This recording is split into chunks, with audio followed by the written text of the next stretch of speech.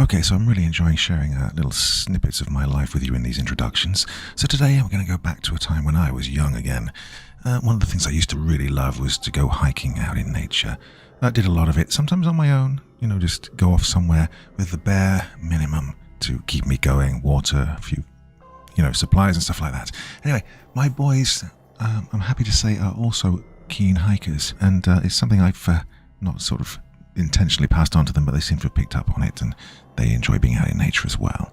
So that kind of brings us to tonight's story, one that centers on a similar theme of a father trying to connect with his kids by going hiking. Now, it does get pretty sad in some points, but please bear with it. It is definitely worth sticking with until the end.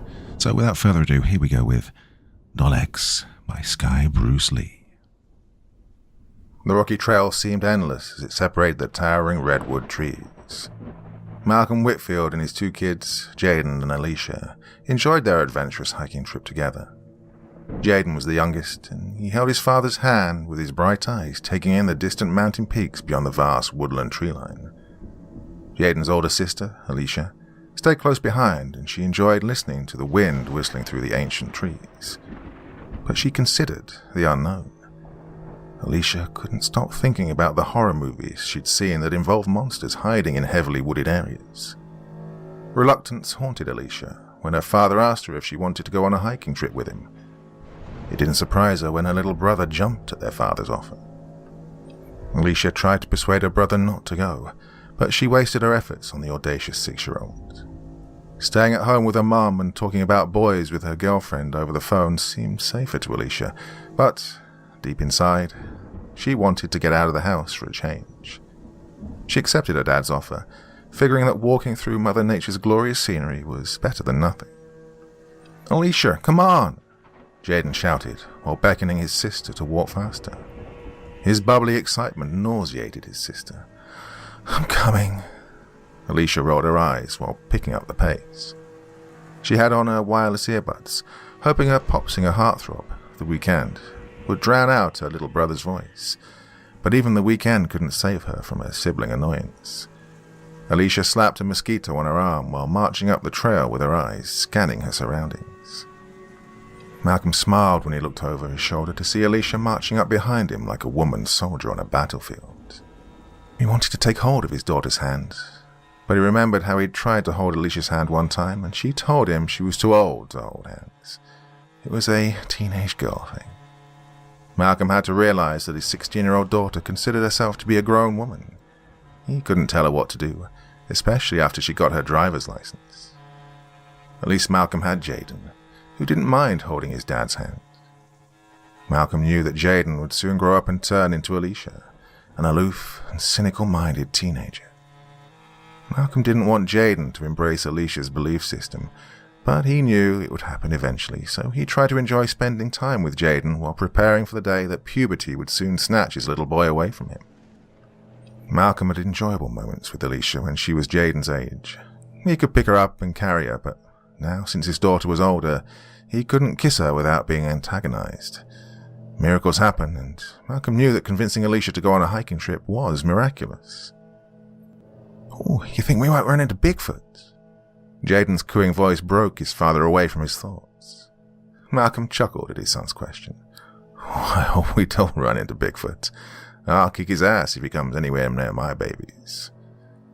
Malcolm caused Jaden to giggle when he leaned down, tickling the boy's face with his lips. "Oh, if we disappeared right now, you think your big sis would notice?"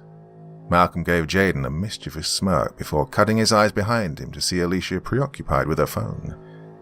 He looked back at Jaden to see him slowly shaking his head. "Well, I don't think she'd notice. She's got a boyfriend and she ignores me all the time," Jaden told his dad while rolling his eyes. When he looked back up at his father, he could see his dad thinking about something. Before he could say anything else, his father whisked him off the trail, guiding him toward a tree. Jaden snickered as he ran behind the tree with his father, still gripping his hand.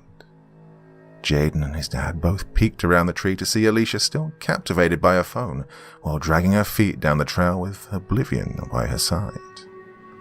Malcolm stood behind his son as he peeked from behind the tree to see his daughter walking further away. He waited for her to look up from her phone, but She never did. Malcolm then guided Jaden to another tree, staying close behind Alicia. It shocked him to see how his daughter continued to walk down the trail with her eyes glued on her phone. He saw how her iPhone enraptured her, and it scared him. He wondered if she would ever notice anything missing. After 3 long minutes, Malcolm watched as Alicia finally looked up from her phone to see that she was a lone wolf. Pranking his daughter made Malcolm feel guilty, but he put his guilt aside, wanting to enjoy the moment. "Guys," Alicia called out. The teenager whirled around with confusion displayed across her gorgeous, slender face. "Dad, Jaden." Alicia began fidgeting with her long, blossoming braids. She'd always fidget with her hair whenever anxiety would set in. Malcolm chuckled as he watched Alicia walk in a circle with her eyes frantically searching for her dad and her little brother. Jaden had his hand over his mouth, snickering while watching Alicia panic. In Jaden's eyes, he saw his sister as a tall, brown-skinned Barbie doll with dirt on her yellow crop top and her high-rise denim shorts. He saw the Barbie doll screaming and running up and down the trail's pathway with her backpack swinging on her shoulder.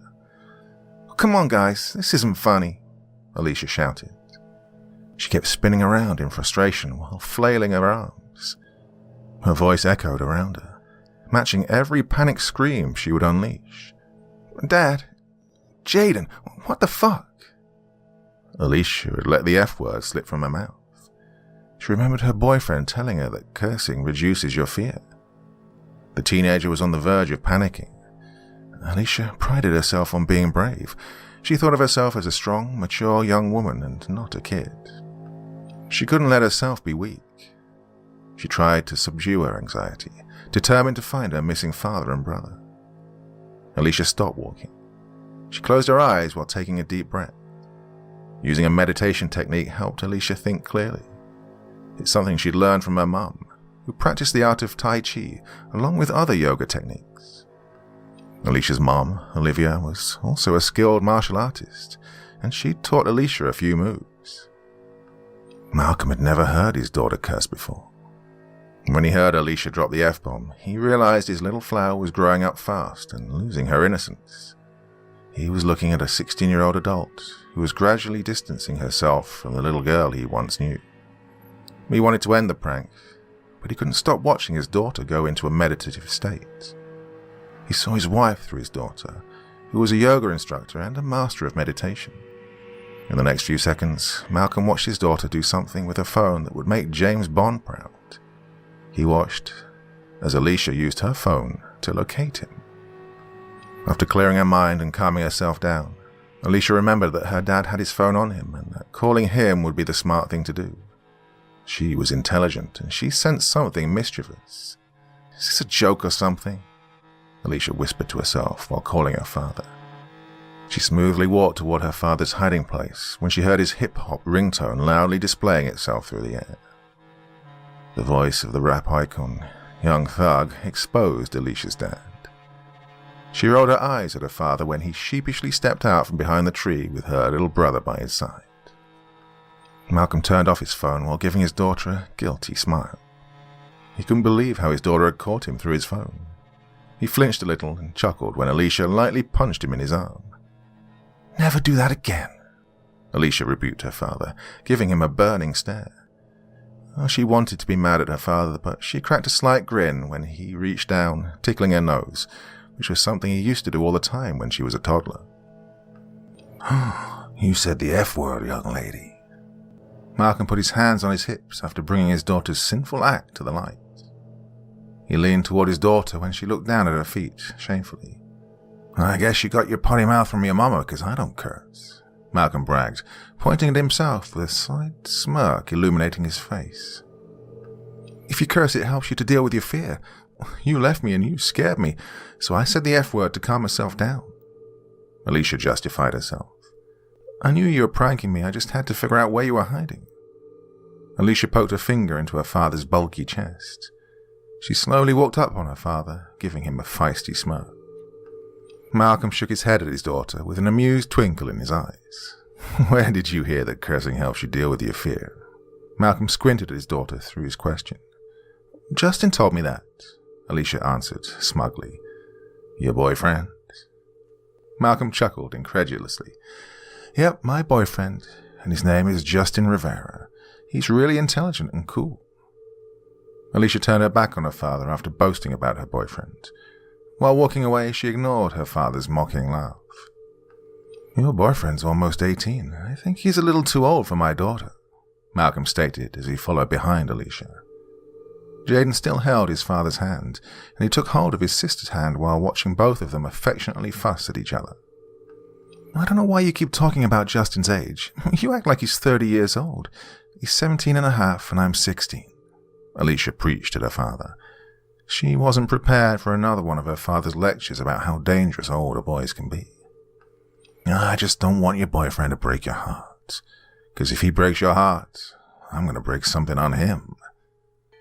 The protective father instinct emerged from Malcolm. He knew how older boys only wanted one thing if they were dating a girl younger than them. Now, I know you're going to tell me to mind my own business, but I'm your father and I love you. I don't want you to get hurt. The smirk on Malcolm's face faded and he reached out to touch his daughter's hair. He smiled again when Alicia sighed while placing her hand on top of his when he caressed her face. Justin isn't the playboy type. I won't get hurt. Stop worrying. Alicia's gentle tone concealed the slightly annoyed inflection in her voice. She wanted to say something else to her father, but a woman's distant, blood-curdling scream assaulted the air. Oh, that sounded bad, Jaden mumbled as he looked toward where the screaming was coming from. You think that lady needs help? The little boy still heard the woman scream in his mind as he looked up at his father. Malcolm touched his son's head with a worried expression growing on his face. Sounded like a woman in trouble. A haunting thought tried to creep up on Malcolm, but he fought it off. The father wanted to be brave in front of his kids. He told himself that maybe it was a wild bird or another kind of animal in distress. But his theory flew straight out of the window when he heard the woman scream again. Her screaming touched the sky, and it traveled beyond the trees. That sounded like a woman screaming, Alicia spoke, feeling a pit in her stomach. Oh, she probably needs help. The screaming came from that direction. Malcolm pointed to the west toward a sea of trees that split the woodland pathway, creating two separate trails. Are you saying that we should follow the woman screaming? Alicia asked her father in disbelief. She wanted to know what her father was planning to do. In every horror movie I've seen, you run away from danger, not toward it, Alicia stated. Her pretty voice trembled as she spoke. She gripped her little brother's hand while staring up at her father, waiting to see what he was going to say. Malcolm lost his thought for a minute as he took a deep breath. If she needs help, your dad needs to help her. But I know you're scared and I don't want you guys in danger. Let me think about this. Malcolm placed his sweaty palm on his hip as he frantically looked around. Maybe we should just call the police. Jaden presented his idea as he looked up at his big sister, who was nodding her head in agreement. Yeah, Jaden's right. We should go back to the car and call the police. Alicia grabbed her father by his tattooed arm and she tried to pull his heavy, muscular body away from where the woman's screams echoed. Her legs became paralyzed when she heard the woman scream again. This time it was louder than before. Holy Mother of God, that doesn't sound good. Malcolm wanted to rescue the woman, but he thought of his children, and there were too many unknown factors involved. One thought in the back of his mind told him that the woman's screams might have been something far more sinister. Come on, don't worry about it. We'll call the cops, Alicia told her father, trying to regain her peace of mind. She still had her brother's hand as she dragged her father away with her soft hand gripping his arm. Okay, baby. You're right. We'll call the cops. Malcolm took his daughter and son by their hands, and they all marched in the opposite direction. I feel so bad, but I had thought it might be a trap. I've heard of serial killers luring people in by pretending to be in distress. Yeah, they hide out in some secluded wooded areas, which is the perfect place to rob or kill somebody. Malcolm went into a rambling state while trying to contain his panic. He stopped talking when he considered that his words might scare his children. The hiking trip hadn't turned out the way Malcolm thought it would. He wanted to enjoy the moment with his kids, but he could sense an ominous presence in the forest. The father couldn't walk out fast enough. He didn't want to hear that woman scream again. He didn't want whatever was attacking that woman in the forest to hunt him down and his children. Malcolm felt tempted to swoop his kids into his arms and take out running. He was a physical trainer and a former pro bodybuilder, so he could carry his son and daughter while running at full speed. "I feel like we're in a real-life Dr. Creepy horror story," Alicia blurted out while walking swiftly. She kept looking over her shoulder, making sure they weren't being followed. She kept her hand locked around her father's, and she made sure not to let go of her little brother. "Who the hell's Dr. Creepy?" Malcolm asked, chuckling in amusement. He'd forgotten about his daughter telling him how she liked Dr. Creepy's voice and the stories that authors submitted to his YouTube channel. Dr. Creepy's a horror narrator. He reads scary stories, and his listeners, especially the women, love his voice. I subscribed to his YouTube channel a month ago, and he reads the creepiest damn stories. I love his voice, though. He sounds like a meditation therapist. Alicia giggled a little. She kept talking to her father even when she felt a negative atmosphere following them from a distance. "Oh, I feel like we're in a Dr. Creepy story. I keep hearing him saying it's time to sit back and relax with your favorite drink. I know it sounds weird, but that's what he says at the beginning of his videos." Alicia shook her head with a nervous giggle lingering in her throat. The teenager walked faster, and she felt a little out of breath, but not from walking. "We're not in one of these Dr. Creepy stories, sweetheart, I can assure you." Malcolm chuckled a little. "Everything's going to be fine. Your big, strong dad's going to keep you all safe," Malcolm told his daughter through a confident smile. Well, he tried to stay calm, and he wanted his daughter and son to feel like their father could protect them. Jaden gripped his sister's hand when he heard something rustling in a group of trees beside the trail. The little boy shook off his paranoia, assuming that it was a squirrel or a raccoon. Being afraid was a feeling that Jaden loathed. He wanted to be brave like his dad. Jaden also had a love for superheroes, and his favorite superhero was Batman because, well, Batman's courage made him strong instead of superpowers. Jaden could sense that something wasn't right, but he ignored the feeling. He smiled back up at his dad while wiping his little sweaty palm across his Batman t-shirt, which his father had bought for him a year ago. It was unnaturally quiet, and even the birds had stopped chirping. There were no nature sounds in the forest. It was dead silent. The silence surrounded Malcolm and his kids. It stalked them as if it was a living predator. Jaden never let go of his sister's hand, and he kept peeking over his shoulder when he could sense someone following them. The little boy tried to be brave, but he stopped walking and his body went cold when he looked up to see something hovering above the trees. It hovered in the sky for a moment before making its descent toward them. Jaden knew that what he was looking at was not a bird, because birds don't have a pair of breasts or a vagina. Alicia's heart rate increased when her brother stopped walking. "Jaden, sweetheart, what's wrong?" Alicia couldn't believe that she'd just called her little brother sweetheart, which was something she rarely did, but she knew that fear can make you do unusual things. Alicia followed her brother's finger as he slowly pointed upward. Her mouth fell open when she looked up to see a naked young woman floating 10 feet above the ground. The woman looked completely normal, except for her fiery eyes and her levitation. She had a mohawk hairstyle and tattoos covered her shapely body from head to toe. The woman was beautiful, but her ignited eyes overpowered her exotic facial features. Alicia could tell that the woman was foreign, judging from the Arab facial features. Malcolm stood in front of his kids, protectively.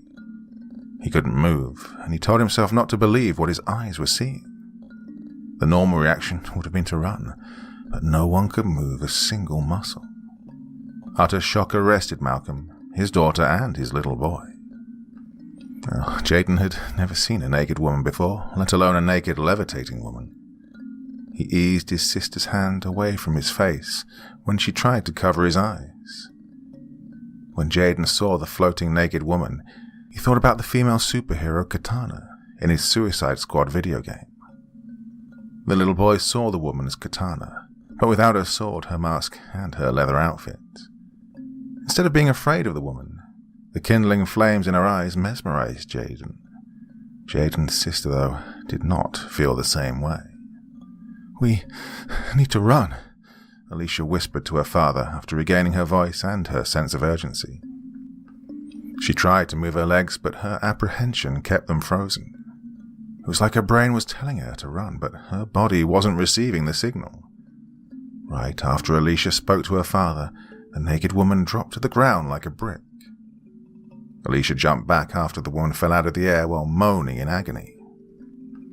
She panicked when Jaden broke free from her hand, running toward the woman. "Jaden, get back here!" Alicia stamped her foot, outraged by her brother's sudden actions. She yelled at Jaden, wanting to chase after him, but she still couldn't move. She shot an alarmed stare at her father, who also couldn't move, and it horrified him to see his young son running over to this naked woman. "She's hurt. We need to help her." Jaden flung his backpack off his shoulder before kneeling beside the woman. "Jaden, stay away from her. I don't think she's human," Malcolm finally said to his son, and he bolted toward Jaden when he realized what he was letting his son do. "Don't hurt my son," Malcolm yelled at the woman after she slowly lifted a slender hand from the ground, touching his son's face. And he could see that the woman was suffering from something that brought her insufferable pain. Malcolm no longer viewed the woman as a threat, but he didn't want to take any chances. "I'm not gonna hurt anyone. Just calm the fuck down." The woman spoke up to Malcolm through a distraught, shattered voice. Wrenching pain in her stomach caused her to grab her midsection while gasping. Jaden quickly pulled out his phone. "I'm calling 911. The boy wanted to help the woman when he could see that something was tormenting her body. Watching the woman fight for her life made Jaden forget that he'd just seen her levitating in midair a minute ago. "No, don't call 911. I'm gonna die. Calling 911 will be a waste of your time, baby," the young woman told Jaden, placing her hand over his phone. She held the boy's hand for a moment while giving him a half smile, which didn't last long when another stabbing pain disrupted her nervous system. "Oh shit, it hurts." The woman coughed up her words through a half whisper. The fire in her eyes subsided. She looked up at Malcolm and Alicia when they both kneeled over her. Alicia couldn't believe that she already had her fingers compassionately stroking the woman's perspiring forehead. She didn't have a fear of the woman anymore, even when she saw a burst of golden light pulsate across the young woman's body. It looked like a lightning storm was erupting beneath the woman's skin. She had tears in her eyes while gazing up at Alicia.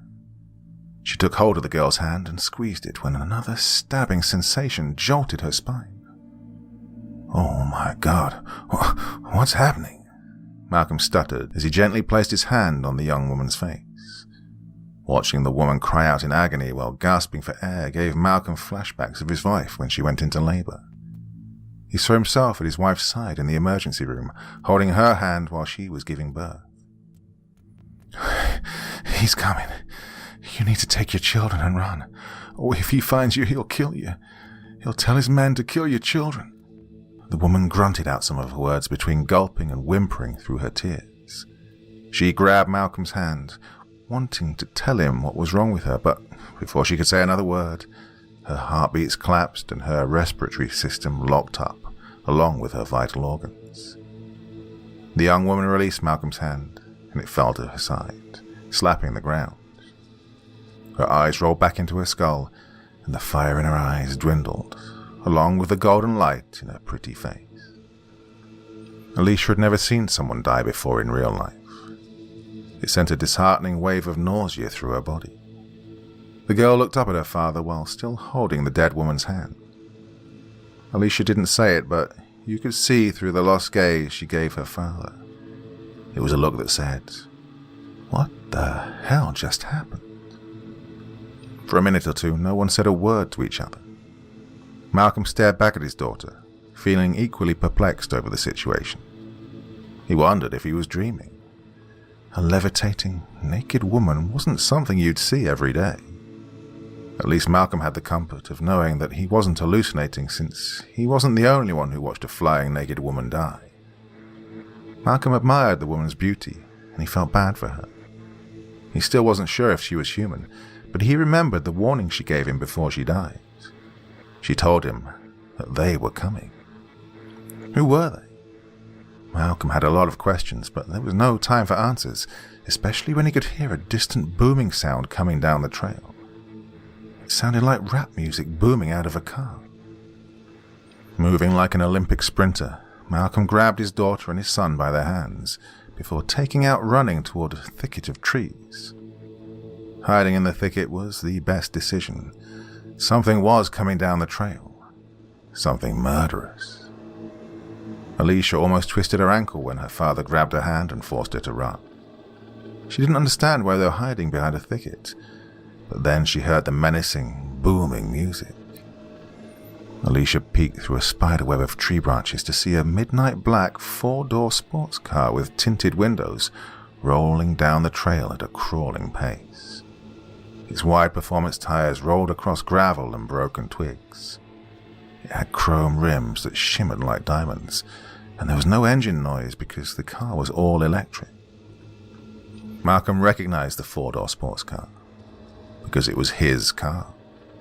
Someone else was behind the wheel of his electric Porsche Taycan Turbo, and they brought it to a rolling stop a few inches away from the dead woman's feet.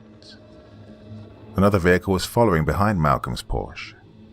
It was a lime green Range Rover, and the SUV looked like it belonged to an episode of MTV's Pimp My Ride. Alicia's mouth dropped open when she saw her daddy's car crawling down the trail with the lime green Range Rover following close behind it. She could tell that the Range Rover was a gangstermobile, and its windows were blacker than the tinted windows on her daddy's Porsche. It looked like a drug dealer's whip, and the gangster rap music that boomed out of it vibrated the ground. The SUV's tires had chrome rotating spinner rims, which gave the illusion that the car was still moving while at a standstill. Now, in hip-hop culture, spinner arms were popular in the early 2000s, but spinner rims soon faded out of vogue within the hip-hop community in the mid-2000s. Well, Alicia knew that whoever was driving the Range Rover was late to the game with the latest hip-hop trend. Jaden instantly recognized his father's car, and he almost panicked. "That's our car," the little boy blurted out, almost jumping up from behind the thicket. Jaden fell back down behind, though, when his father grabbed him with his finger up to his lips. "I know that's our car, but we gotta stay low. The guys who stole our car might do something bad to us," Malcolm told his son through a whisper. "We can't let them know we're here, okay, little man?" Malcolm watched his son reply by slowly nodding his head. He gave his son a brief smile while holding him in his arms. Malcolm put his arm around his daughter, and he could see that Alicia was at a loss for words. She wanted to say something, but all she could do was hold her father's hand. She knew they couldn't escape the woodland area since a group of thugs had confiscated her father's Porsche. The day had turned for the worse, and Alicia knew they were in trouble when she saw two brawny men step out of her father's car. The man who stepped out of the driver's side wore nothing but a black leather vest and blue jeans. He had a powerful build, and he had no shirt beneath his vest. The muscles in his arms and chest were outrageously massive. He had on aviator sunglasses and a barbaric beard that draped over his tattooed chest. What really got Alicia's attention was the long, nasty scar on the side of his smooth-shaven head. It looked like an old knife wound, and it added more fire to his brutal appearance.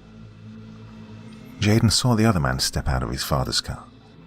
He had a ponytail, and the protruding muscles in his broad shoulders and arms flexed beneath his expensive white suit jacket.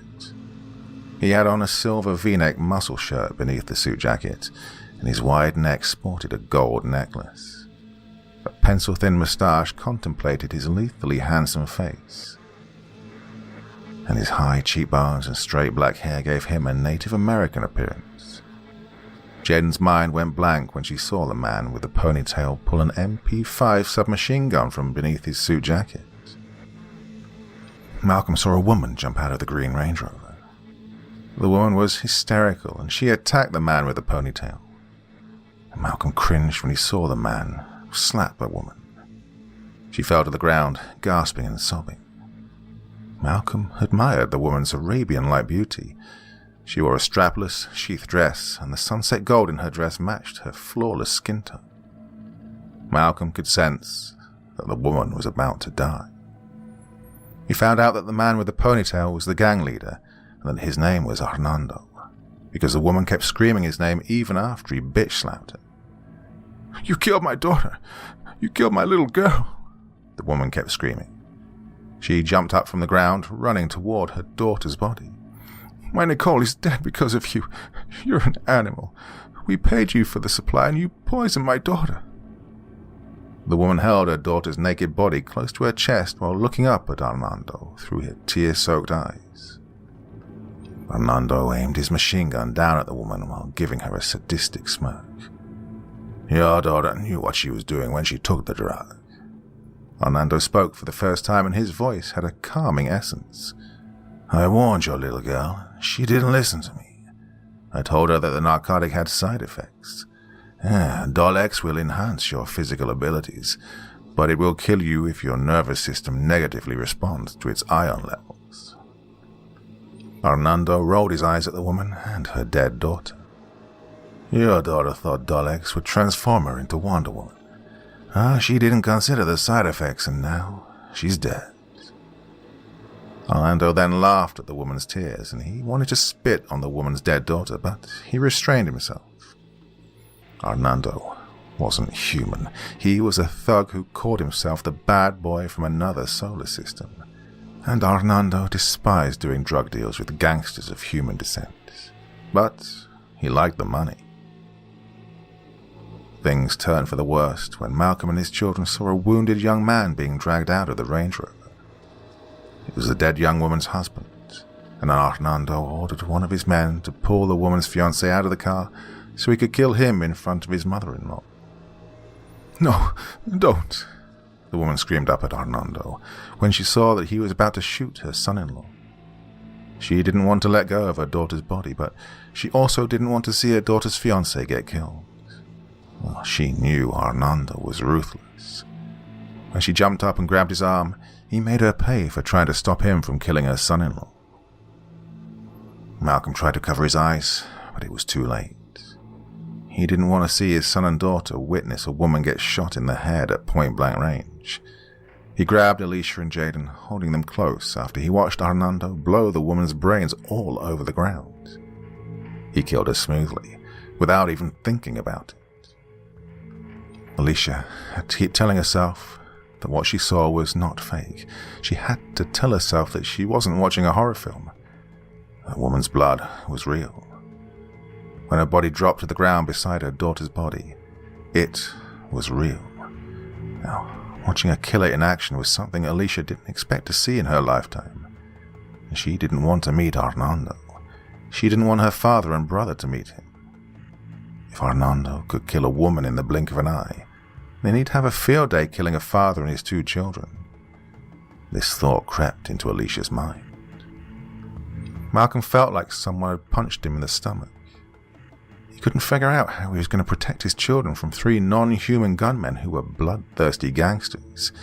Gangsters who'd seized his car, and now his worst fear was confronting Hernando, who seemed to get a thrill out of taking human life. Malcolm had to pinch himself after the deadly circumstances reminded him he was looking at a murderous thug who wasn't human. Well, this had to be some kind of sci-fi horror movie production that was being shot on location in the heart of a Northern California forest. Malcolm thought he'd accidentally stumbled upon a Hollywood filming with his son and daughter. Well, this was what he wanted to believe. It was the only way he could deal with the surrealism of the situation. Hernando was no Hollywood actor. He was the worst kind of criminal. An extraterrestrial bad boy who hated humans. And he expressed his hatred through his killing style. Every drug deal would end with Hernando executing his human business partners. He would mock them for buying his narcotic, which he created, The scientific name for Arnando's narcotic was Lexion-12, but Arnando called it Doll X. The synthetic drug comprised of a star-based chemical that gave enhanced physical abilities to whoever consumed it.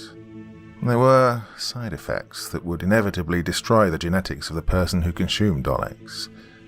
There were other ingredients in Arnando's narcotic, which were classified. Now, Arnando could see that most of his human clients could not handle the drug's side effects, and this amused him. He found it funny that his human clients never hesitated to pay for a narcotic that could kill them. His human clients were too busy focusing on how the narcotic would enhance their physical abilities. Many human clients were unworthy of Arnando's drug, including a young Indonesian woman named Nicole Sanjaya and her fiancé Brandon Harris. Nicole died, and now it was Brandon's turn. Arnando kneeled in front of Nicole's fiancé with a murderous twinkle in his emerald green eyes, which resembled snake eyes because of his reptilian bloodline. Malcolm kept his son and daughter close to him. He wanted to cover his children's eyes because he knew that Arnando was about to execute the dead woman's fiancé. He could see that the young man was dying already. Doll X was incinerating every cell in the young man's body. It was killing him slowly, just like it had done his fiancé. The narcotic that you took was not designed for the human body. You people can't handle its power. Arnando snorted and chuckled in the young man's face. I'm so glad I'm not human. I don't need to take a narcotic so I can have infinite power. I was born with superior strength, unlike your worthless species. Arnando grabbed the young man by the collar of his shirt, pulling him closer toward his face. You fucking Earth people, Arnando hissed in the young man's face before morphing into something that resembled a serpent. Poisonous fangs emerged from between Arnando's lips. His eyes turned into two slits. His cheekbones stretched back against his ears, and thorns emerged from his head, and the skin of his face turned black and scaly like the skin of a snake. Alicia's mouth fell open after she watched a man transform into a bulky, humanoid reptile with a goatee and a ponytail. The girl shuddered after she watched Arnando bury his fangs deep into the dying young man's face. She saw his face get torn to bloody shreds in a matter of seconds. Arnando devoured it in a few bites. He tore off the young man's lips, his chin, his nose, and a piece of his eyeball. A second bite extricated the young man's tongue from his mouth. Arnando crushed the bones in the young man's face. His powerful jaws and teeth obliterated his victim's cheekbone. Blood spurted out of the young man's head and his body went limp.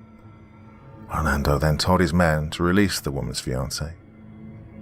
The men were holding him up like a shirt on a clothes hanger. Arnando stood back and watched as the young man collapsed to the ground, falling flat on his ruptured face.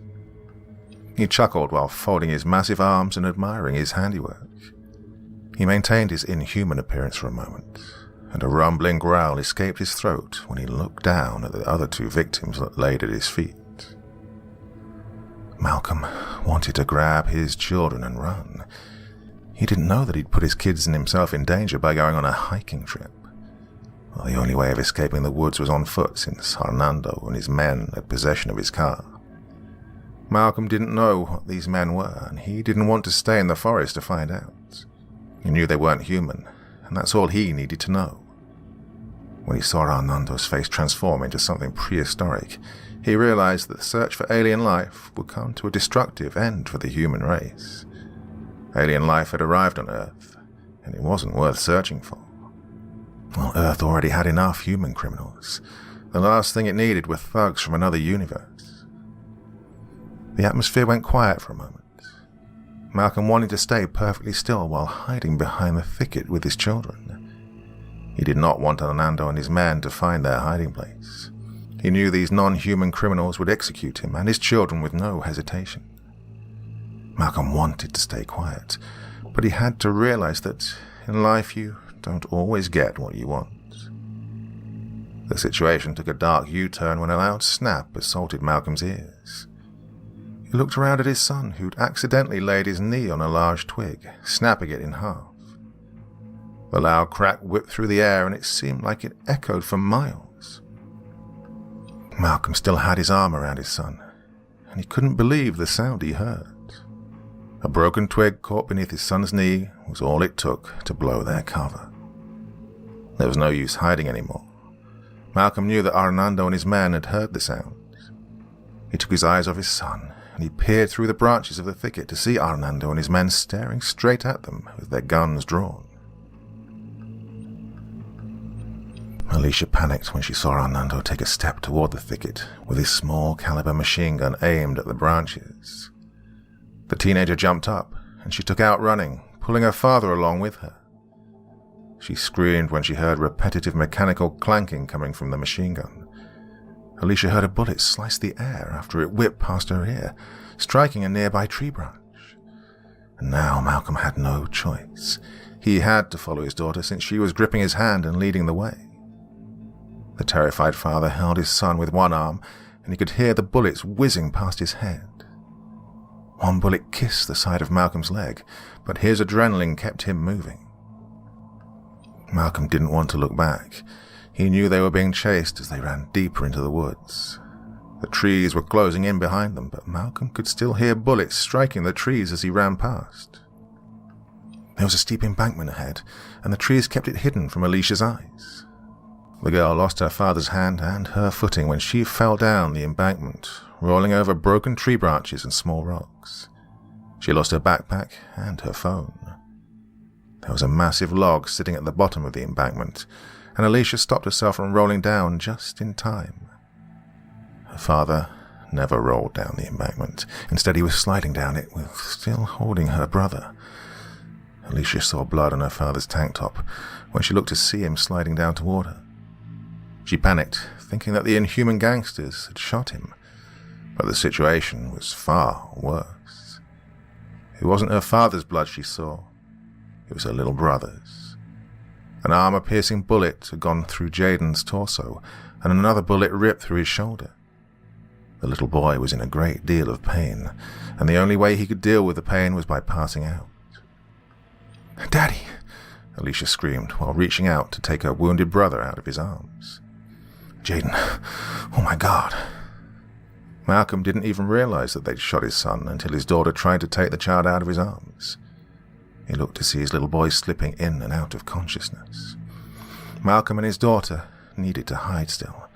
One of Arnando's men was pursuing them, and he was in his reptilian form.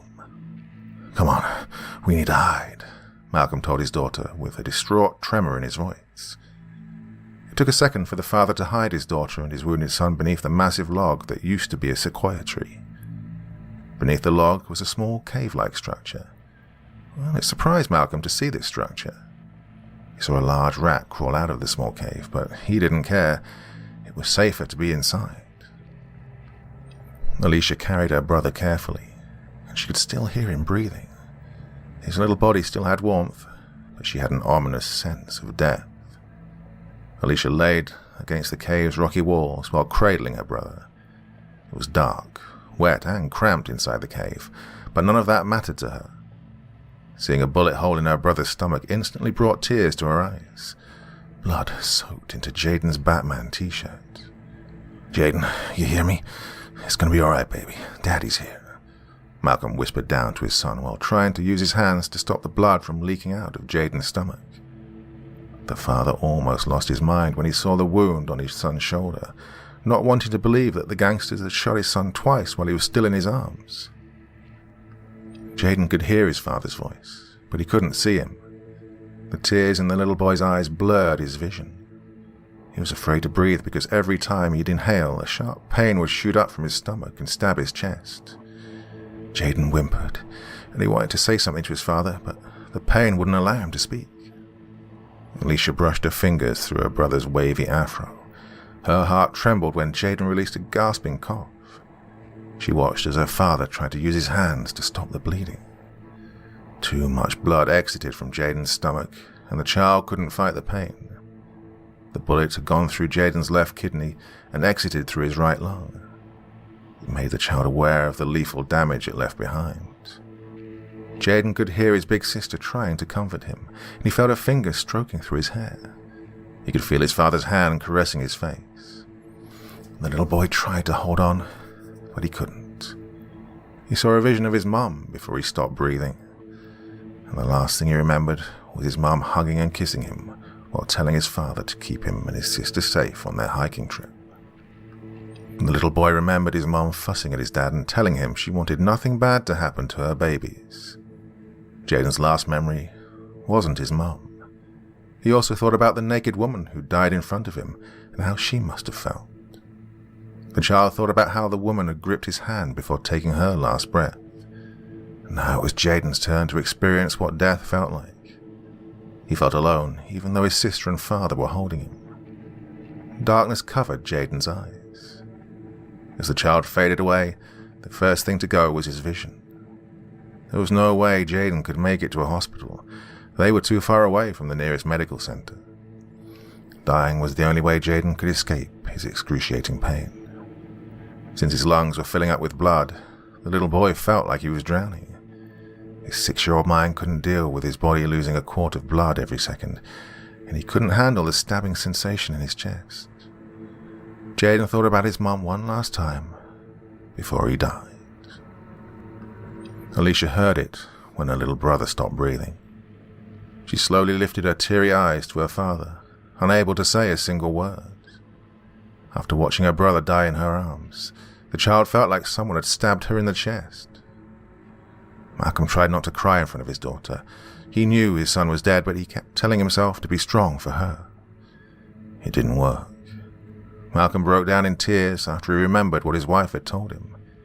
She had said to protect their children. Well, he just couldn't see himself telling his wife that alien, drug-dealing gangsters had shot and killed her baby without his wife thinking he'd lost his mind. He saw his wife attacking him.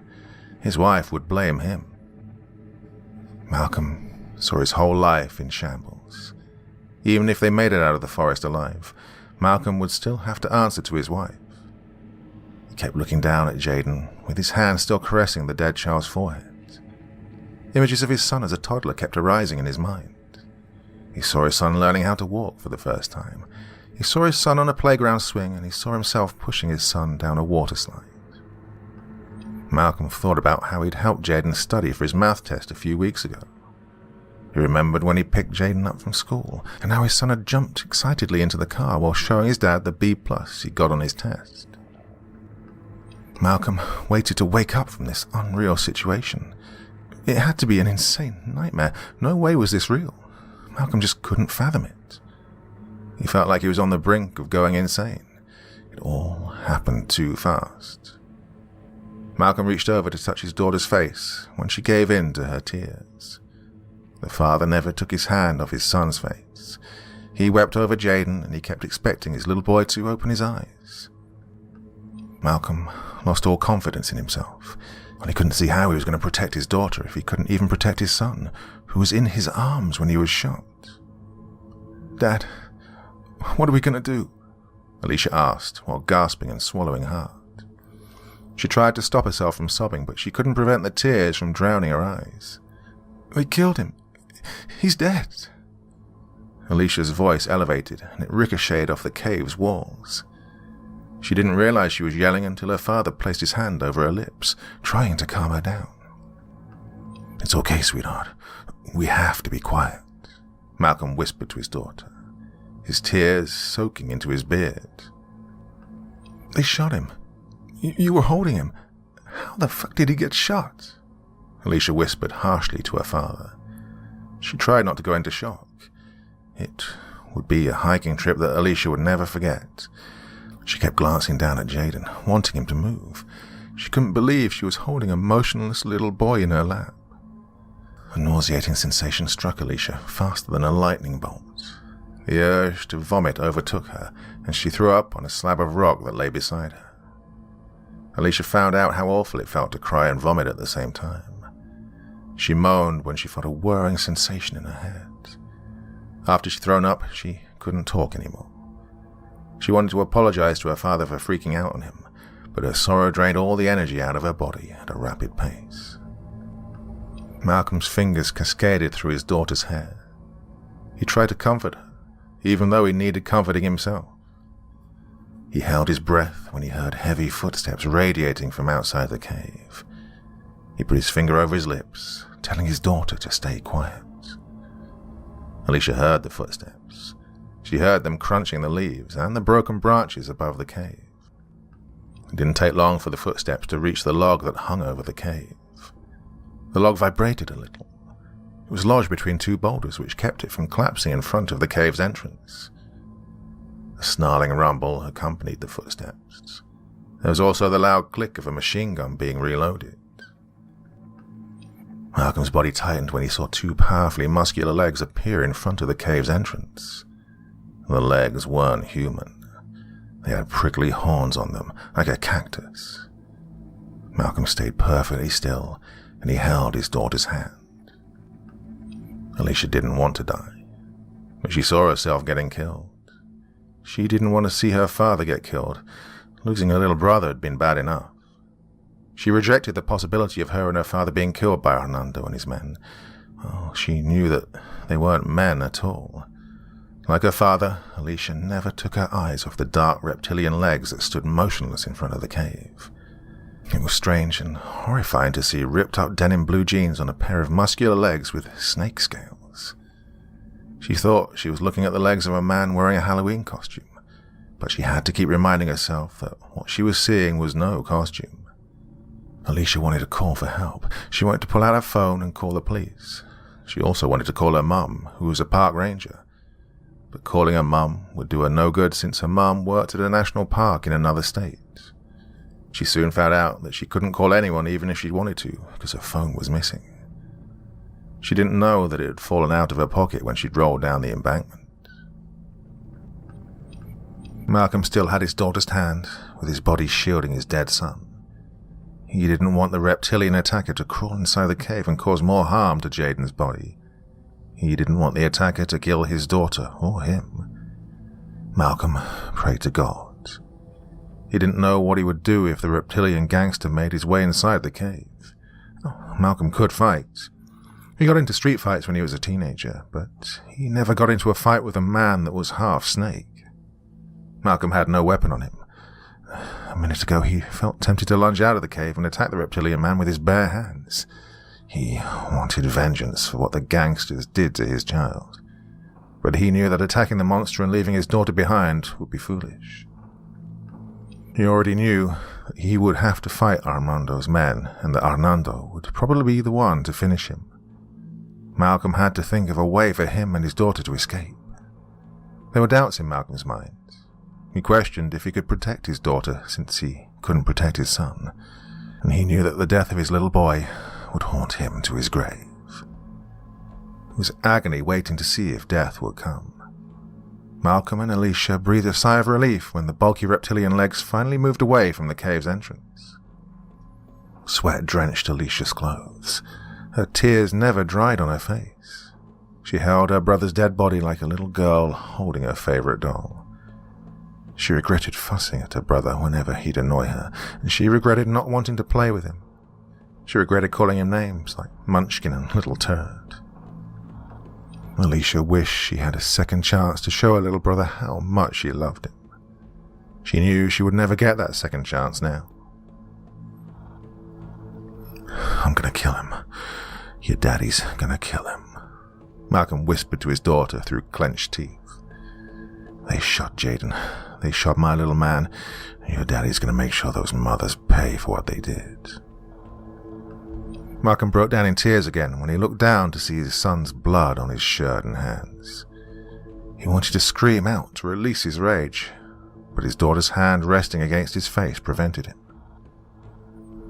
"What if they kill you? I mean, what if they kill us like they killed Jaden?" Alicia spoke her worst fear to her father through a soft tone of voice, when she could barely talk through her shortness of breath from crying. Alicia didn't want to see her father get killed.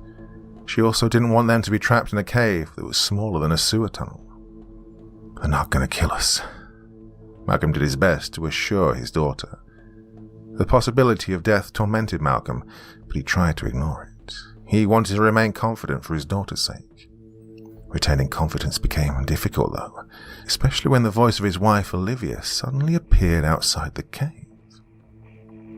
Alicia questioned her ears when she heard her mother's distant voice. She couldn't believe what she was hearing. "Malcolm? Alicia?" The woman's voice breathed into the cave. "Alicia, honey, I found your phone. It's broken. Guys, where are you?"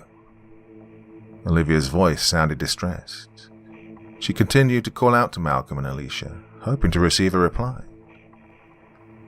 Malcolm had to believe that he was hearing his wife's voice. Hearing her voice almost made him glad, but caution grabbed him. His daughter leaped up when she heard her mother's voice too. "Dad, it's Mom!" Alicia exclaimed. She kept her brother's body cradled in her arms when she jumped up, making her way toward the cave's entrance. Alicia was about to run, but her father grabbed her arm. "Baby, wait a minute. I don't think that's your mom," Malcolm told his daughter through a steady whisper. He felt alarmed by the situation, and he wanted his daughter to approach the situation with the same caution he had. "Daddy, what are you talking about? It's Mom. Who else could it be?" Alicia tried not to shout at her father. She snatched her arm away, not wanting him to smash her only ounce of hope. Right after she'd snapped at her father, her mother's voice appeared again. "I'm here with the police. I followed you guys because I sensed something bad was going to happen. I told the police and they came here with me," Olivia announced. Her voice seemed to get closer to the cave's entrance. Alicia was about to respond to her mother, but she noticed that her mom's Korean accent was slightly off. Something wasn't quite right about it. The pronunciation of certain words wasn't formed correctly. Alicia could also sense the slight unnatural tone and inflection in her mum's accent. She had to face the truth, and she didn't want to. Alicia held her brother's dead body close to her chest while sitting down beside her father. She faced reality, even though she didn't want to. "If that's not Mum's voice, then who is it?" Alicia whispered to her father after he wrapped his arm around her. "She has my phone. I lost it when I fell. That's when I looked, and I saw you holding Jaden, and I saw the blood on his shirt." Alicia couldn't talk anymore. She still had tears in her eyes while gazing up at her father, seeing herself dying the way her brother did. "I don't know, baby." Malcolm gave the only answer he could think of. He covered his daughter with his arm while caressing her shoulder. "Look, we're going to make it out of here, I promise, but we have to wait for a while." Malcolm then took a deep breath, hoping not to lose his daughter the same way he'd lost his son. "I'll protect you. I'll be damned if I lose both of you." Malcolm rested his lips against his daughter's face when she broke down in tears again. The night was approaching, and the subtle daylight that entered the cave would soon be extinguished by unrelenting darkness. Hiding inside of a cave for 5 hours was too long. Alicia had drifted off to sleep, and she woke up to the sound of wind, rain, and thunder. The wind was high and the heavy rainfall saturated the air, but Alicia could still hear what sounded like her mum's voice calling out in the distance. She thought it was her imagination. She thought that maybe her mind interpreted the high wind as being her mum's voice. Thunder would interrupt Alicia's thoughts every few minutes. Flashes of lightning would briefly illuminate the cave. A burst of cold air rushed into the cave, and it woke Malcolm up. The father bolted up, feeling completely disoriented. He took hold of his daughter when a thunderous rumble caused her to flinch. "What time is it?" Alicia asked through a tired voice. The girl placed a hand on her father's wrist, trying to see if she could make out the time on his wristwatch through the darkness. Her father's Apple Watch glowed in the dark, which helped her to see that it was 8:15 p.m. Malcolm couldn't believe what time it was. His thoughts were upside down, and he tried to gather himself. Disorientation morphed into horror when he looked down at his daughter's lap and noticed that something was missing. An alarming chill went up through Malcolm's spine. "What's wrong?" Alicia caught the horrified expression on her father's face. The teenager still felt half asleep, and she didn't notice that her little brother's body was gone. When her father brought it to her attention, she almost screamed. "Where's Jaden? You were holding him." Malcolm stood up in disbelief. He remembered watching his son die. The thought of his little boy rising from the dead and walking out of the cave while him and his daughter were sleeping intensified his chills. I don't know. He was in my lap. Alicia could barely talk, and she stood with her father. Her eyes kept falling on Jaden's blood that was still smeared on the front of her yellow tank top. Did someone come into the cave and take him? Maybe it was Mom. Alicia tried to make sense of the situation, but that was impossible to do. She didn't expect things to get weirder. Alicia liked excitement in her life, but not this type of excitement. I don't know what's going on, but we need to find him. Malcolm took his daughter by the hand, and they both cautiously approached the cave's opening. The wind pushed against Malcolm and his daughter as they made their way out. Walking out of the dark cave into a rainstorm felt equivalent to exiting a dungeon to meet the devil. Malcolm enjoyed Mother Nature, but at the moment he saw her as being a bitch after the daunting wind and the violent rain pummeled his face. Alicia saw the trees come to life. The forest danced in the rain. The branches kicked and swayed against the torrential downpour. Rainwater drenched Alicia and her father within a second. They could barely breathe from the rain flooding their mouth and nose. Darkness covered the woodlands like a massive black ocean. Thunder shook the ground as if the hand of God was beating the earth like a drum. Every thunderous outbreak would disrupt the beating rhythm of Alicia's heart. She had a firm grip on her father's arm while still holding his hand, and she almost stumbled over a few rocks. Malcolm squinted through the rain and the tall trees. He had a feeling that something was hiding amongst them, watching him and his daughter in the darkness. Malcolm had never forgotten about Arnaldo. He never forgot about his men. He knew what they were capable of. They'd already taken the life of his son with no problem, and now Malcolm had to figure out why his son's body was missing. Trudging through a black, deep forest made Malcolm wish he was anywhere else with his daughter, somewhere safer and peaceful. The monsters could be anywhere, waiting for the right time to attack Malcolm and his daughter, and he played out a scenario in his head of how he would protect his daughter from a reptilian man. Could he fight something non-human? Would it quickly gain the upper hand? He thought about what would happen if he had to fight Arnaldo. Malcolm didn't want to confront him. He wanted to find his son's body and get his daughter out of the woods as quickly as possible. Malcolm thought about the Arnold Schwarzenegger movie, Predator. He didn't want to think about him and his daughter possibly being hunted in the woods by men from another world. A distant, familiar voice withdrew Malcolm from his fearful thoughts. As soon as he heard the voice, he saw something. Malcolm grabbed his daughter and he pushed her behind a tree when he saw his son standing motionless 20 feet away with his back turned. "My God, is that Jaden?" Alicia whispered to her father after he glanced around the tree to see her little brother standing between two trees. "He's alive! Daddy, he's alive!" Alicia became excited, not knowing all the factors. She gave her father a confused gaze when he gently placed his hand over her lips. Malcolm slowly shook his head. "That's not Jaden," he told his daughter with certainty in every word. Malcolm felt that foreboding pit in his stomach again. It was the same feeling he'd had when he'd heard his wife's voice outside the cave. "Daddy, that's Jaden. He's alive." Alicia refused to believe her father. She wanted to believe in a miracle. She peeked around the tree to see Jaden still standing motionless with the rainwater soaking his Batman t-shirt and shorts. Alicia's heart trembled when she saw someone kneeling in front of Jaden. Within a fraction of a second, she could see that the person kneeling in front of him was her mum. She saw her mother's familiar sleeveless white summer dress. She saw her floral headscarf. Alicia had a picture of her mother on her phone's lock screen, and she noticed that her mother wore the same clothes that she wore in the picture. Alicia never doubted that it was her mum. No other woman could duplicate her mother's slender figure and her foreign beauty. And Malcolm saw his wife, Olivia. He wanted to believe that it was his wife, but something kept telling him that it wasn't. What baffled Malcolm was the sight of his son standing in front of his wife, alive. Something was wrong. All it took was a few flashes of lightning to reveal a snakeskin beneath his wife's flesh. Malcolm heard his daughter gasp behind him. He watched as his wife transformed into Arnando. The inhuman figure dug his claws into Jaden's stomach, removing a small metallic object with a blinking red light on it.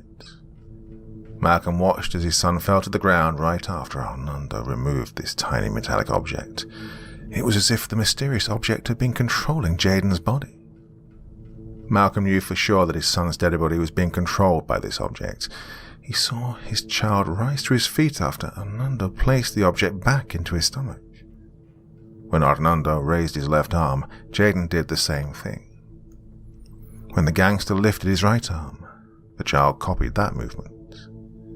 Malcolm felt sick to his stomach when he saw that his dead child was being remotely controlled by some type of gadget disguised as a bullet. Alicia had her hand up to her mouth, and she felt her eyes swelling up with tears. It was like a real, never-ending nightmare. Her father was right. It was all a trap. What Alicia didn't know was that she and her father were standing dead center in the middle of Arnando's trap. Malcolm felt the air change direction behind him. Before he could turn around, a prickly, clawed hand had swallowed the back of his neck. "Welcome to the party." A grumbling voice penetrated his ear before a powerful hand slammed his head into the tree. Alicia screamed up at the night sky when a pair of colossal, rock-solid arms swallowed her waist. She tried to fight the towering reptilian criminal, but her 120-pound body was no match against the cold-blooded behemoth. Alicia saw blood leaking from her father's forehead. The head injury didn't stop her father from fighting back, though.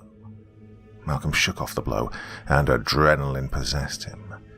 The wrathful father threw a few punches at his attacker. He summoned the strength to tackle the bulky man-serpent, and he body-slammed the gangster using every martial arts skill that his wife had taught him. He went for the second man-serpent that was violating his daughter. Malcolm grabbed the reptilian gangster by his throat, and he yanked the monster off his daughter, and he was about to put the snake-eyed drug dealer in a headlock, but the monster threw Malcolm over his shoulder after biting off 2 of his fingers. The reptilian man also dislocated Malcolm's wrist after flipping him on his back. Malcolm screamed out while grabbing his bleeding hand. He laid on his back while looking up at the half-transparent humanoid demon who was still holding Malcolm's severed fingers between his fangs. "No," Malcolm roared after he watched the second reptilian man knock his daughter unconscious. Arnando laughed at Malcolm's cries of anguish. The crime boss patted both of his men on the back before approaching Malcolm.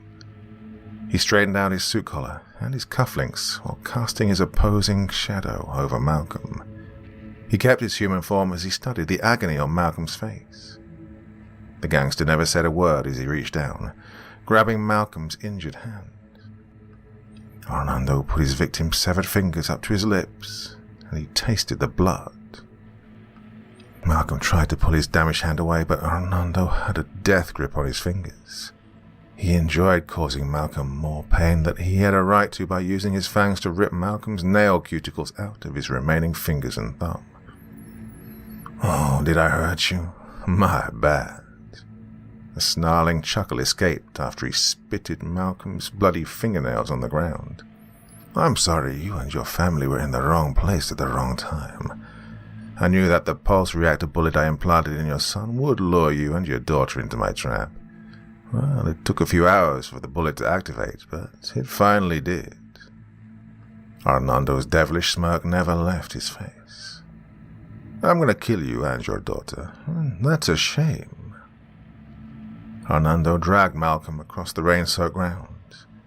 He rolled his eyes, annoyed by Malcolm's screaming. He didn't care about causing the injured father more pain by pulling on his severed fingers. "I'll kill you quickly, but I'm going to kill your daughter first." Arnando spoke like a man discussing the terms of a business contract. Malcolm attempted to speak, but the excruciating pain radiating from his injured hand and dislocated wrist caused him to stutter. You don't have to do this." Arnaldo finished Malcolm's sentence through a sadistic chuckle. All my victims said the same thing. They tell me I don't have to kill them, but killing is in my nature. Arnaldo kicked Malcolm in the face to stop him from screaming. He ordered one of his men to bring Malcolm's daughter to him. The girl was still unconscious after sustaining a hard blow to her jaw. "Please, don't," Malcolm pleaded with the gangster, but he was wasting his breath. "I've been doing drug deals on this planet for about a year now." Arnaldo reached into his suit jacket, pulling out a switchblade. He continued speaking down to Malcolm through a gentle Slovenian-like accent. He took Alicia out of the arms of his man, and he laid the child in his lap after crouching down. He toyed with Malcolm, playfully lifting his knife back and forth across Alicia's throat. "Please, don't kill her. I mean, you already shot my boy." Malcolm tried to sit up, but one of Arnaldo's men knocked him back down by placing his heavy foot on Malcolm's chest. "I'll do anything you want.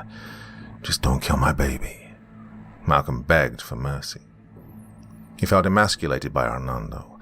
He couldn't protect his daughter from this creature, just like he couldn't protect his son. And tears stung Malcolm's eyes. He knew that if he cried in front of Arnaldo, the serpent gangster would feed on his weakness. It was too late. He cried for the life of his daughter, and Arnaldo owned him. Arnaldo stared at Malcolm with amusement in his snake eyes.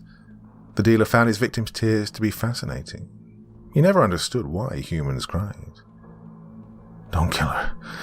Kill me instead. Fucking kill me," Malcolm roared at Arnaldo. He watched as Arnaldo held the blade of his knife over his daughter's throat. The killer was about to slit the girl's throat in half in front of her father, but he hesitated when he thought of something more sinister. He then placed his sharp eyes on Malcolm's son.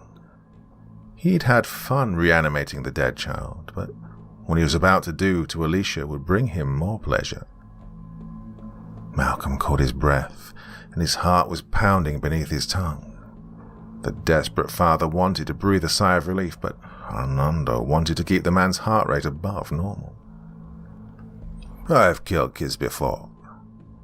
Arnaldo savored his words through a smirk. "Human children are the easiest to kill. Their hormones are the chemical foundation behind this narcotic." Arnaldo pulled a small vial out of his suit pocket that contained a sapphire blue powdery substance. Humans are so fucking stupid. They purchase my drug and they don't even know that they're getting high off the remains of their offspring. That's why they die once they've consumed my drug. I put a special minor ingredient inside the narcotic that doesn't blend well with the other ingredients.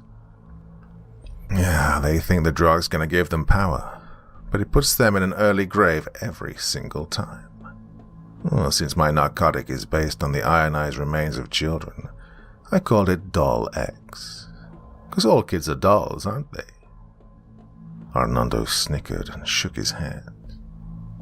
Malcolm couldn't say anything. He just laid on his back, unable to move from one of Arnaldo's men pinning him to the ground. Every time a human consumes my narcotic, they die. Oh, they all die in different ways too. I've watched them burn up. I've watched them get liquefied from the inside out. Arnaldo paused for a minute while licking his lips. I want to see what will happen to your daughter after I give her this. Malcolm remembered what had happened to the naked woman. The father became irate and he tried to get up from the ground, but both Arnaldo's men grabbed him. He got punched in his ribs, which sent him back down on his knees. Wake up, princess. It's time to take your medicine, Arnaldo whispered in Alicia's ear. Come on, open wide for Daddy. The gangster woke Alicia up. He wanted her to be conscious. He wanted the girl fully aware of what he was about to do to her. It aroused him, knowing that Alicia would have a negative effect from consuming his narcotic. He wondered how she would die. Was she going to burn up like his other human clients, or die in a new way? Alicia slowly opened her eyes to see her father down on his knees in front of her with his face soaked in sweat and blood. Daddy! the child moaned out that one word. She had no time to scream when Hernando pried her lips open, dumping his lethal narcotic down her throat. Alicia gagged and choked as the alien substance clogged up her esophagus. "Oh, take it nice and easy, baby doll.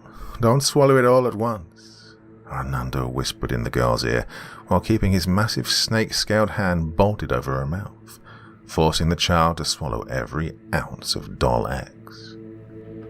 Malcolm lost his mind when he could see that his daughter was beyond saving. He didn't care about dying anymore. He felt that he had nothing to lose, and a primitive rage possessed him.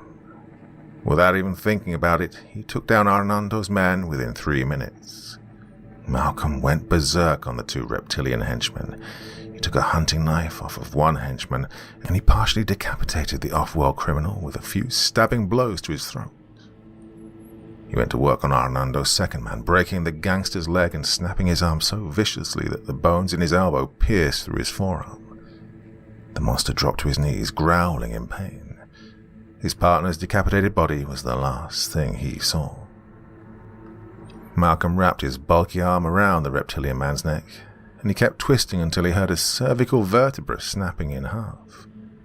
Hernando's man went limp, and the creature fell on his face, dead as a stone, after Malcolm took his arm away. Hernando applauded after watching his men die. He tossed Malcolm's daughter to the side like a piece of trash, and then he jumped to his feet, inviting Malcolm to tackle him. The demonic criminal kingpin quickly recalculated himself after Malcolm knocked the wind out of him. Well, Hernando couldn't decide if he wanted to fight Malcolm in his human form or in his reptilian form. The gangster quickly decided that his reptilian form would give him an advantage. He endured a few blows to his ribcage, but the drug-dealing beast shook off Malcolm's heavyweight punches. Then Hernando grabbed Malcolm's face and he lifted the angry father off his feet. He dug his claws deep into Malcolm's face, piercing his forehead and his cheekbones. Hernando took great pleasure in damaging Malcolm's face. He wanted to crush his skull in the palm of his hand, but Malcolm fought his way out of Hernando's grip. Malcolm drove the palm of his hand into Hernando's throat. He kept fighting even though blood was cascading from his forehead and dripping into his eyes. Malcolm had to avenge the death of his son and daughter. It had begun as a fun hiking trip with his children, and it was ending with Malcolm brawling in the middle of the woods with a brutal young man who wasn't human. Malcolm still couldn't work out if he was going to wake up from his dream. Well, dream or not, Malcolm felt determined not to lose this fight. A deathmatch ensued between Malcolm and Hernando, but neither man nor humanoid beast would win the fight. Malcolm couldn't feel the pain. He would block out feeling Hernando jab his claws into his chest. Well, Hernando's claws felt like razor blades, but Malcolm invited the pain. He didn't fear Hernando anymore. He shut out that surrealism of his situation. He ignored the fact that he was fighting a bad boy extraterrestrial. Malcolm shifted his head, watching as Hernando's fist blew past his face. Every time he would throw a punch, Malcolm would make the criminal pay with an elbow to his jaw. He enjoyed knocking Hernando back with an uppercut to his chin. Malcolm enjoyed dropping on one knee and swinging his leg around, kicking Hernando's feet from beneath him. Hernando landed on his back, smacking the back of his skull against a stone. He became furious when he realized that he was allowing a human to outmuscle him. The gangster leapt up from the ground, driving his dagger-shaped claws into Malcolm's torso. He head-butted Malcolm across his face before lifting him off his feet again with his claws embedded in his stomach.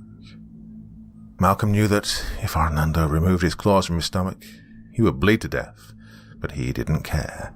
He allowed Hernando to roar in his face. At first, Malcolm thought it was over until he saw something. He witnessed his daughter rising from the ground. Malcolm saw his daughter stealthily approaching Hernando from behind. He wasn't sure if he was seeing his daughter or something else. It shocked the father to see his daughter alive. He was even more shocked to see her levitating 3 feet above the ground. Alicia's skin emitted an amber glow. It looked like an army of fireflies was beneath her light brown skin. Even her braided hair resembled a smouldering golden fire. Her eyes burned brighter than the lightning in the night sky. Arnando was so focused on killing Alicia's father that he didn't know that death was sneaking up behind him. And for Arnando, death took the form of a gorgeous Jamaican, Asian American, 16-year-old girl. When Arnando felt a simmering hand puncture his spinal cord, he knew he was in trouble. He cried out when he felt his rib cage burst into flames.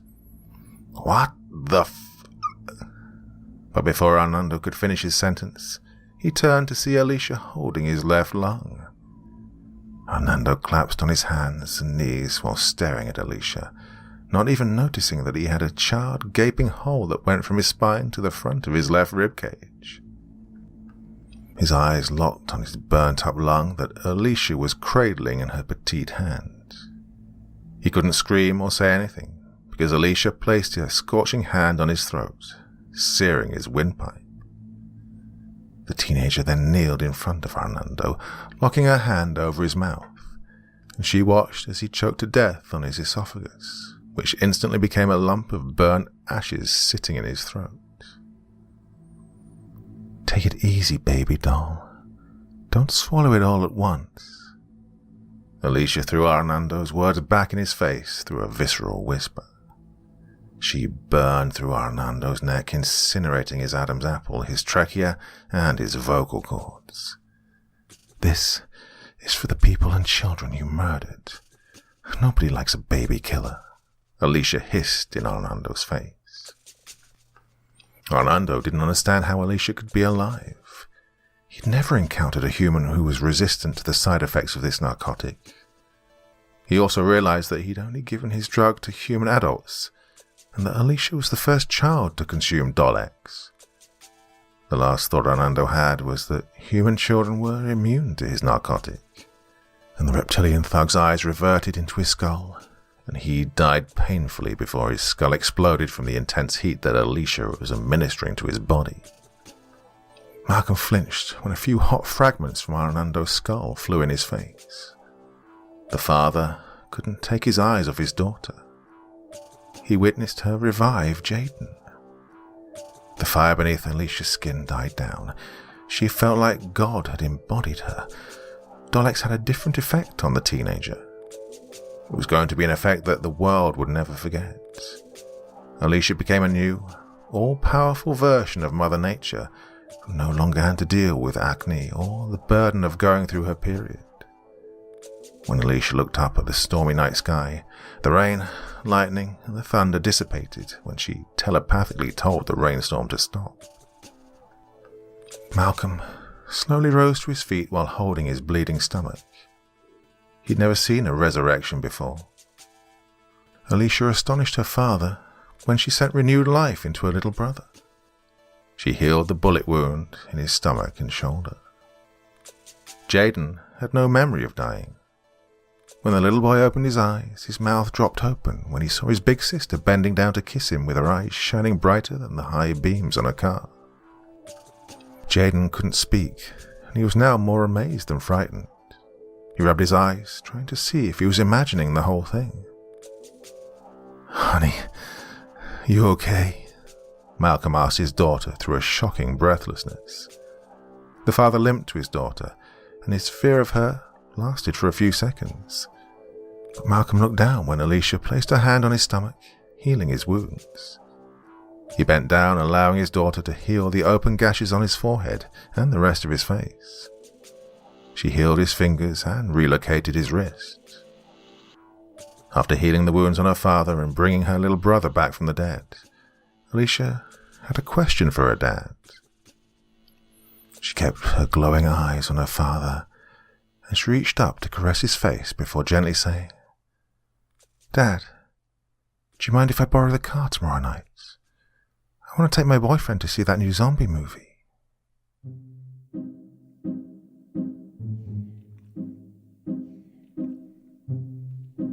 Well, I did hope at the start that you stayed with it till the end, and if you did, well, of course you did because you're listening to this, that you found it worth it. Really intriguing, amazing, weird. I mean, I couldn't even begin to describe that to you in the introduction. You had to be there to witness it, I guess. Well, it's been a lovely day here. Finally, winter seems to have ended. It was 15, 16 degrees, and I think I even caught a bit of the sun. I was out in the garden today. Gardening, obviously. Well, it was a long day. A couple of beers in the sun with my good lady. And, yep, bit of sun went to the head, as you can probably tell from the way I'm waffling on right here. Anyway, good one tonight, I think. Anything you thought about that story? Please share in the comment section below the video, and as ever, I will do my best to join in the conversation. Back again tomorrow night with the podcast over on the second channel, and back again here very soon. Till then, my dear friends, sleep well, and, I don't know, just have a good sleep.